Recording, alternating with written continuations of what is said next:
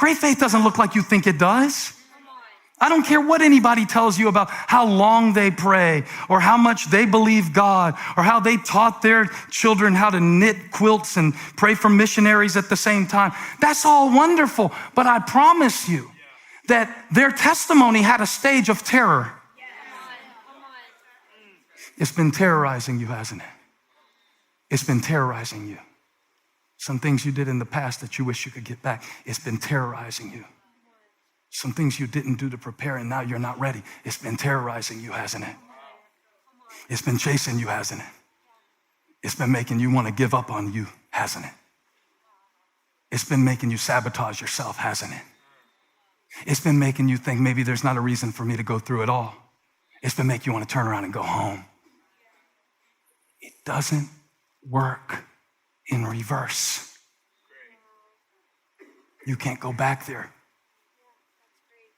And Moses is in a difficult dilemma because now they want to go back to Egypt and they're making crap up. They're making crap up. This didn't happen. Didn't we say to you in Egypt, leave us alone? This is verse 12. Leave us alone. Let us serve the Egyptians. No, you didn't say that to him in Egypt. They never said that in Egypt. If you find it, put it on some social media and I'll meet up with you there. It's not out. You can't find it. They didn't say that. This is a revisionist history.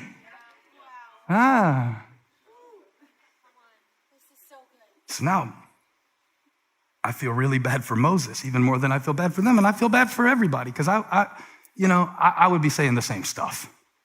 I would be having the same thoughts. I'd be wanting to go back to. I do it all the time.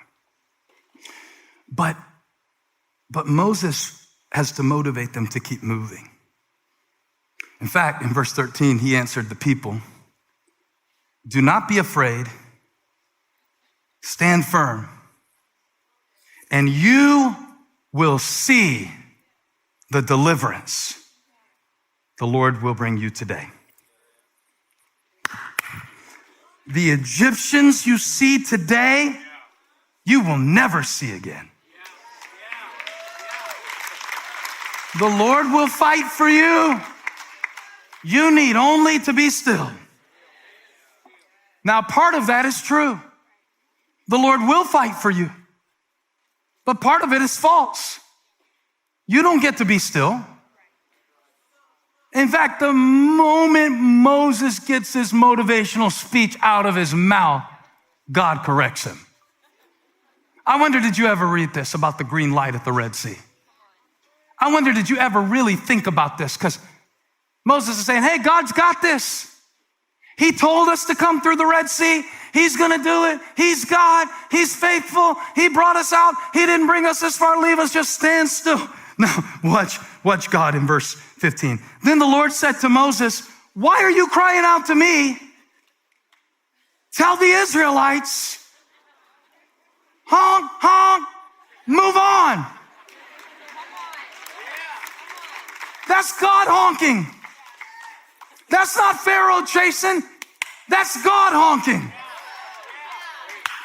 That restless thing inside of you that's letting you know you can't stay in these excuses and just be who you were 10 years ago, that's God honking. Beep, beep. Beep, beep. Everybody say beep, beep. That's God honking. That's a beep, beep. Now, God will give you a courtesy honk before he lays on the horn. And this is a courtesy honk from God. This word, this message today from God through me to you, this is a courtesy honk from God. Because if you stay here in this dry spot and feel sorry for yourself or blame others or spend your time in reverse, you're not going to make it out the parking lot.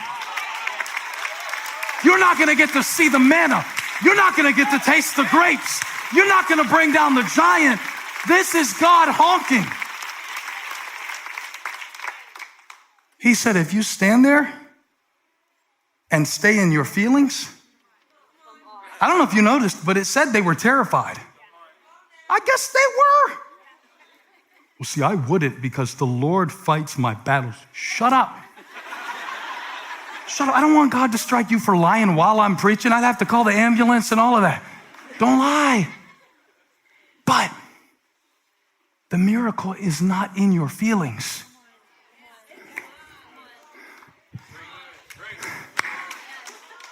The miracle is in your feet. It's not in your feelings, it's in your feet. What you've got to do is move. Move. Move. Beep, beep. It's green. You've got the go ahead from God, even though it doesn't look like it, even though you don't see it, even though this is kind of an off-road season for you, and you've never been this way before, and you've never figured this out before, and you weren't educated for this. You've got a green light. And if you sit at this green light in this intersection long enough, look, God will give you the green light, but he's not going to drive the car. Uh-oh. Looks like I hit a nerve. Y'all were singing, Jesus, take the wheel. He's like, nope.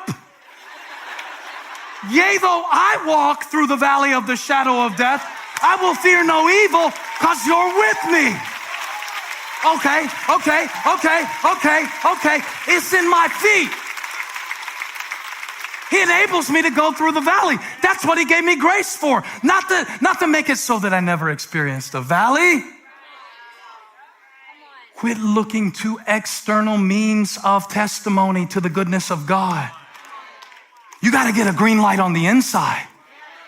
You got to get a green light on the inside to say, you know what? I know God is calling me to love this person, even though they get on my last nerves.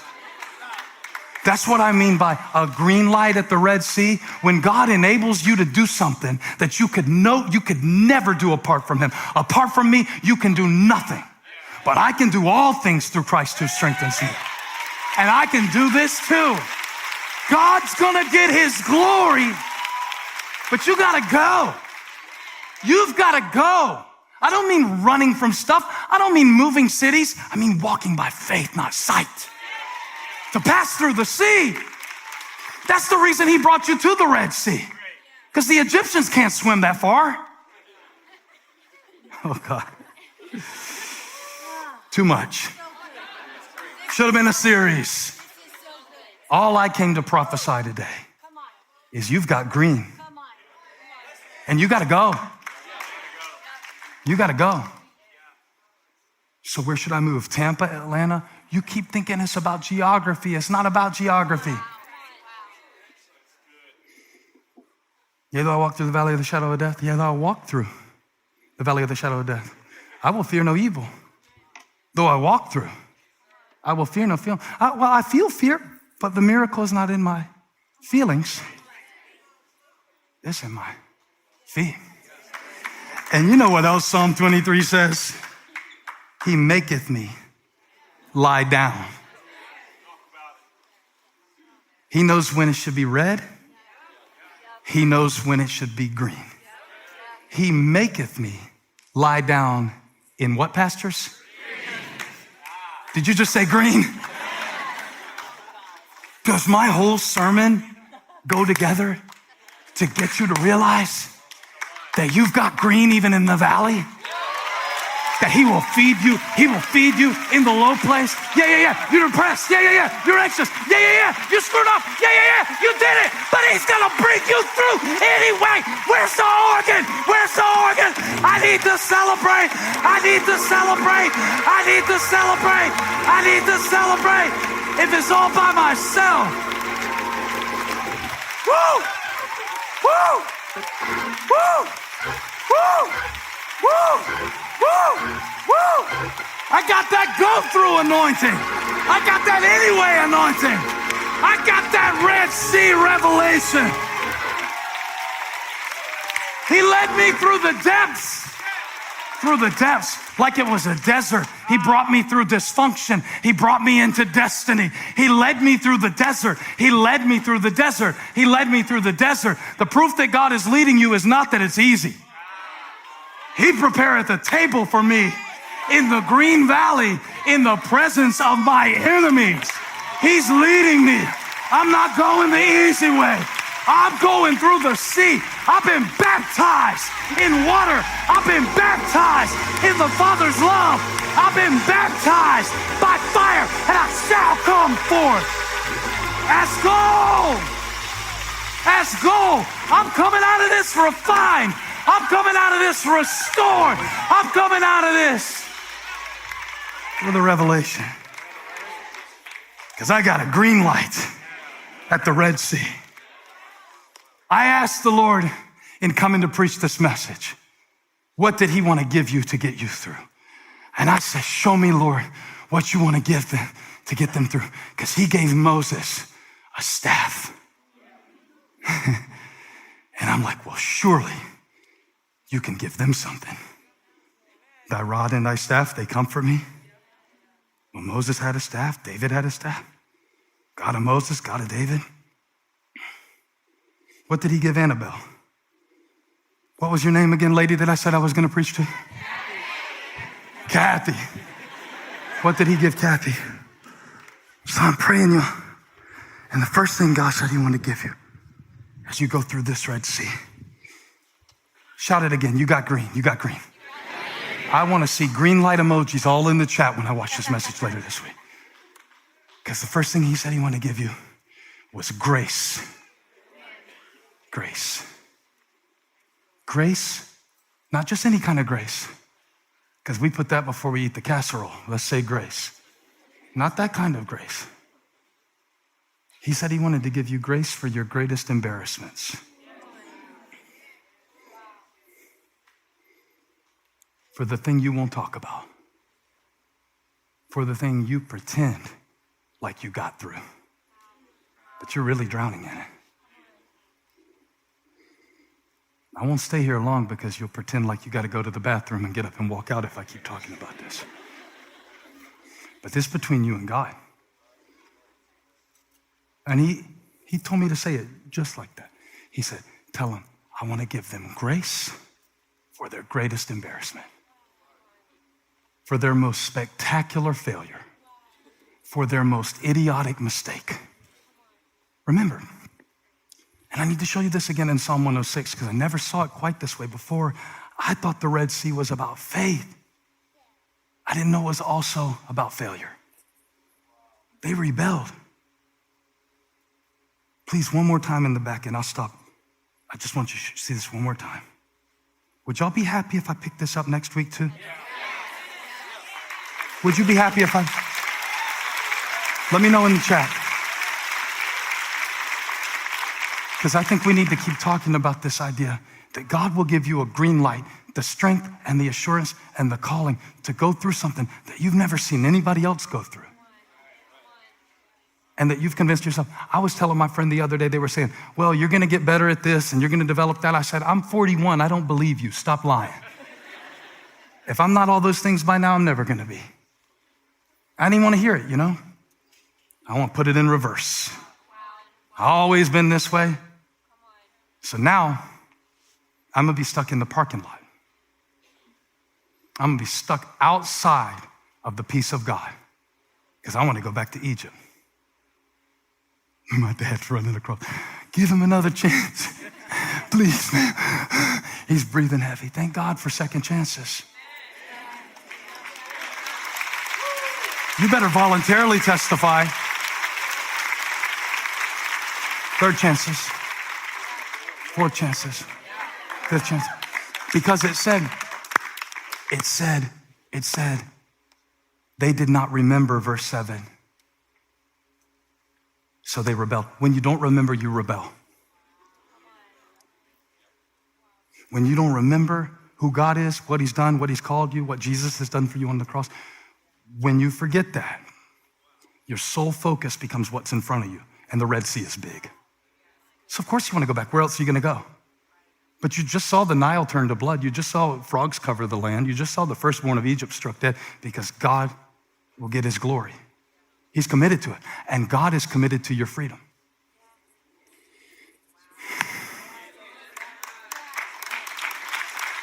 They rebelled by the sea, by the Red Sea. I knew they rebelled in the wilderness. I knew they rebelled at Sinai. I remember they built the golden calf, dancing around it, taking their clothes off and all that. But they rebelled before they even got out. They almost failed their test of faith in the parking lot on their way to the promised land. But what really got me was the word yet in verse 8. Yet he saved them for his name's sake.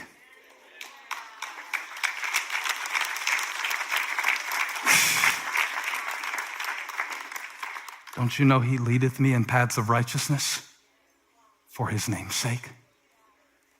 Green pastures, still water.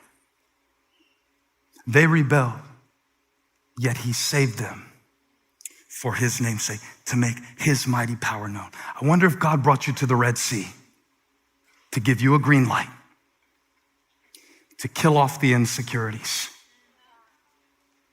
to kill off the arrogance, to kill off the idols, to kill off the Egyptians. I wonder if he brought you to this not to kill you, because it wouldn't make much sense if he did all of that to bring you out of Egypt and sent his son to spare you and then left you here at this Red Sea, would it? They rebelled.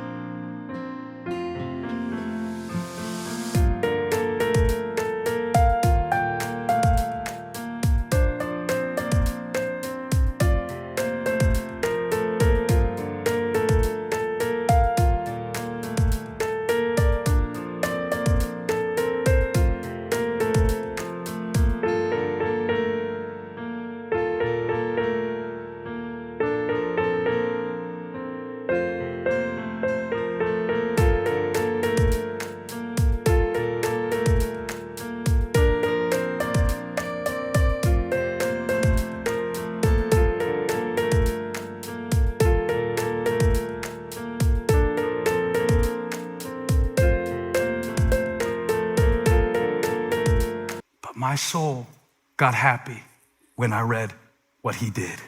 Verse 9, he rebuked the Red Sea.